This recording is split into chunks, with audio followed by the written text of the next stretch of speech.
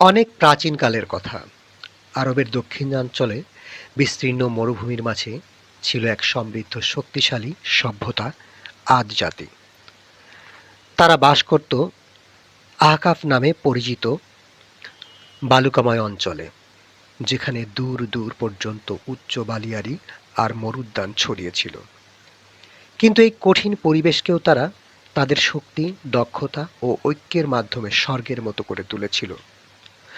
আদ জাতির মানুষ ছিল অস্বাভাবিক দীর্ঘদেহী, সুগঠিত ও অত্যন্ত বলবান। তারা বিশাল বিশাল প্রাসাদ, উচ্চ স্তম্ভ আর চমৎকার নগর গড়ে তুলেছিল, যেন মরুভূমির বুকে এক অপূর্ব নগর সভ্যতা।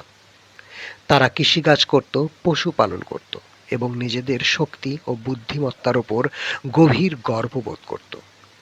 কিন্তু সময়ের সাথে সাথে এই গর্ব ধীরে ধীরে অহংকারে রূপ নিল। তারা আল্লাহর প্রতি কৃতজ্ঞতা ভুলে গেল। তারা নানা মূর্তি বানিয়ে সেগুলো পূজা করতে শুরু করলো এবং দুর্বলদের ওপর অত্যাচার করতে লাগলো। তাদের নেতারা বলতো, আমাদের মতো শক্তিশালী আর কেউ নেই, আমরা চাইলে সব কিছু করতে পারি। এ সময় আল্লাহ তাদের হেদায়েতের জন্য একজন নবী প্রেরণ করেছিলেন, যার নাম হুদ আলাইহিসসালাম। তিনি ছিলেন তাদেরই একজন। তাদের ভাষায় কথা বলতেন, তাদের কষ্ট বুঝতেন। তিনি ধৈর্য সহকারে মানুষদের ডাক দিতে লাগলেন, হে আমার জাতি, তোমরা এক আল্লাহর ইবাদত করো। তিনি তোমাদের সব দিয়েছেন। অহংকার করো না, অন্যায় ছেড়ে দাও। কিন্তু অধিকাংশ মানুষ তার কথা অস্বীকার করল। তারা হাসাহাসি করতে লাগলো। হুদ, তুমি কি আমাদেরকে ভয় দেখাতে এসেছো? আমরা এত শক্তিশালী, আমাদেরকে কে শাস্তি দিতে পারে? এই জাতির মধ্যে ছিল এক তরুণ, সালিম। সে ছিল কৌতূহলী ও চিন্তাশীল। সে প্রায়ই দূর থেকে হুদ আলাহিসাল্লামের কথা শুনত। তার মনে প্রশ্ন জাগত, যদি সত্যি আমরা ভুল পথে থাকি। কিন্তু সে ভয় পেত। তার পরিবার, বন্ধু, সমাজ সবাই হুদ আলাহিসাল্লামকে অস্বীকার করত। তাই সে নিজের মনে দ্বন্দ্ব নিয়ে নীরব থাকত। বছর কেটে গেল। হুদ আলাহিসাল্লাম বারবার তাদের সতর্ক করলেন, কিন্তু তারা আরও কঠোর হয়ে উঠল। তারা বলল, তুমি যদি সত্যবাদী হও, তবে আমাদের ওপর সেই শাস্তি এনে দেখাও। এরপর শুরু হলো এক অদ্ভুত পরিবর্তন। একসময় যে মরুভূমি ছিল একসময় যে ভূমি ছিল সবুজ ও উর্বর, সেখানে ধীরে ধীরে খরা নেমে এলো। নদী শুকিয়ে গেল, ফসল নষ্ট হয়ে গেল। আকাশে মেঘ উঠত, কিন্তু বৃষ্টি হতো না। মানুষ চিন্তিত হয়ে পড়ল, কিন্তু তবুও তারা নিজেদের ভুল স্বীকার করল না। একদিন দিগন্ত কালো মেঘ দেখা গেল।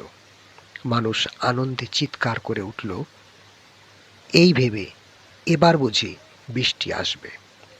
কিন্তু হুদ আলাহিসাল্লাম বুঝতে পারলেন, এটি সাধারণ কোনো মেঘ নয়। তিনি তার অনুসারীদের বললেন, এটি সেই শাস্তি যার ব্যাপারে তোমাদের সতর্ক করা হয়েছিল। হঠাৎ শুরু হলো এক ভয়াবহ ঝড় ও তাণ্ডব। প্রথমে হালকা বাতাস, তারপরে ধীরে ধীরে তা প্রচণ্ড ঝড়ে পরিণত হলো। বাতাস এত জোরে বইতে লাগলো যে বিশাল গাছ উপড়ে গেল, পাথর উড়ে যেতে লাগলো। তারপর তা পরিণত হলো এক ধ্বংসাত্মক ঘূর্ণিঝড়ে। ৭ রাত ৮ দিন ধরে সেই ঝড় চলল। আকাশ ছিল অন্ধকার, বাতাস ছিল হিংস্র। মানুষ তাদের শক্তি দিয়ে প্রতিরোধ করার চেষ্টা করল, কিন্তু কোনো লাভ হলো না। তাদের সেই উচ্চ প্রাসাদগুলো ভেঙে পড়তে লাগলো। শক্তিশালী মানুষগুলো বাতাসে ছিটকে পড়ল। তাদের অহংকার মুহূর্তেই চূর্ণ হয়ে গেল। এই সময় সালিম আর চুপ করে থাকতে পারল না। সে দৌড়ে হুদ আলাহিসাল্লামের কাছে এসে বলল, আমি বিশ্বাস করি আপনি সত্য বলেছেন, আমাকে রক্ষা করুন। হুদ আলাহিসাল্লাম তখন তাকে এবং অন্যান্য ঈমানদারদের নিয়ে নিরাপদ স্থানে আশ্রয় নিলেন। আল্লাহ তাদেরকে রক্ষা করলেন। ঝড় থামার পর সেই বিশাল নগর আর ছিল না।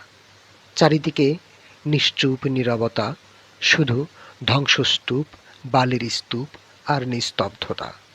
মনে হতো এখানে কখনো কোনো সভ্যতাই ছিল না। সালিম ধ্বংস হয়ে যাওয়া শহরের দিকে তাকিয়ে বলল, এটাই কি সেই শক্তিশালী জাতি যারা নিজেদের অজেয় ভাবত? হুদ আলাহিসাল্লাম শান্তভাবে বললেন, অহংকার মানুষের সবচেয়ে বড় দুর্বলতা। যারা সত্যকে অস্বীকার করে, তারা যত শক্তিশালী হোক না কেন, তাদের পতন অবশ্যম্ভাবী। এরপর হুদ আলাহিসাল্লাম ও তার অনুসারীরা নতুনভাবে জীবনযাপন শুরু করলেন। তারা বিনয়, ন্যায় ও আল্লাহর প্রতি আনুগত্যের মাধ্যমে একটি নতুন সমাজ গড়ে তুললেন। ঝড় থামার পর চারিদিকে শুধু নিস্তব্ধতা। বালির নিচে চাপা পড়ে আছে প্রাসাদ, স্মৃতি, গর্ব, সবকিছু। সালিম ধীরে ধীরে হাঁটছিল ধ্বংসস্তূপের মাঝে। তার চোখে ছিল বিস্ময়, ভয় আর শিক্ষা। সে বলল, আমরা সব হারিয়ে ফেললাম। হুদ আলাহিসাল্লাম উত্তর দিলেন, না, তোমরা সব হারাওনি। তোমরা নতুন করে শুরু করার সুযোগ পেয়েছ। হুদ আলাহিসাল্লামের নেতৃত্বে ইমানদাররা মরুভূমির অন্য এক অংশে চলে গেল। সেখানে ছিল একটি ছোট্ট মরুদ্যান, খেজুর গাছ, অল্প পানি আর নতুন জীবনের সম্ভাবনা। প্রথম দিনগুলো ছিল খুবই কঠিন। কোনো প্রাসাদ নেই, কোনো বড় ঘর নেই, শুধু তাঁবু আর সাধারণ আশ্রয়। কিন্তু এবার তাদের মনে ছিল এক নতুন বিশ্বাস, বিনয় ও আল্লাহর প্রতি আনুগত্য। হুদ আলাহিসাল্লাম তাদের বললেন, এইবার আমরা এমন একটি সমাজ গড়ব যেখানে শক্তি থাকবে কিন্তু অহংকার থাকবে না। তারা কাজ ভাগ করে দিল। কেউ পানি সংগ্রহ করত, কেউ মাটি চাষ করত, কেউ ঘর নির্মাণ করত, কেউ খাদ্য সংরক্ষণ করত। সালিম ছিল পরিশ্রমী ও চিন্তাশীল। সে প্রস্তাব দিল, আমরা যদি পানি সংরক্ষণের জন্য কূপ ও খাল তৈরি করি, তাহলে খাবার খরার সময় টিকে থাকতে পারব। এই ধারণা সবাই গ্রহণ করল। তারা একসঙ্গে কাজ করে কূপ খনন করল, ছোট সেচ ব্যবস্থা তৈরি করল। ধীরে ধীরে নতুন বসতি গড়ে উঠল। ছোট ছোট কাঁচা ঘর, খেজুর গাছের ছায়া, সরু পথ আর মাঝখানে একটি খোলা জায়গা। সেখানেই সবাই একত্র হতো। কিন্তু এই নগর আগের মতো জাঁকজমকপূর্ণ ছিল না। এটি ছিল সরল কিন্তু শান্ত। এখানে কেউ অহংকার করত না। ধনী ও গরিবের ব্যবধান ছিল না। সবাই একে অপরকে সাহায্য করত।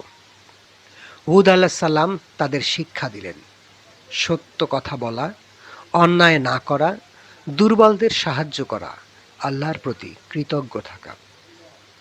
নগরে একটি পরিষদ গঠিত হলো, যেখানে সবাই মিলে সিদ্ধান্ত নিত।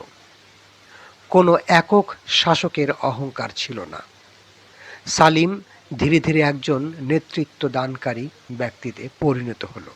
কিন্তু সে কখনো নিজের ক্ষমতা নিয়ে গর্ব করত না।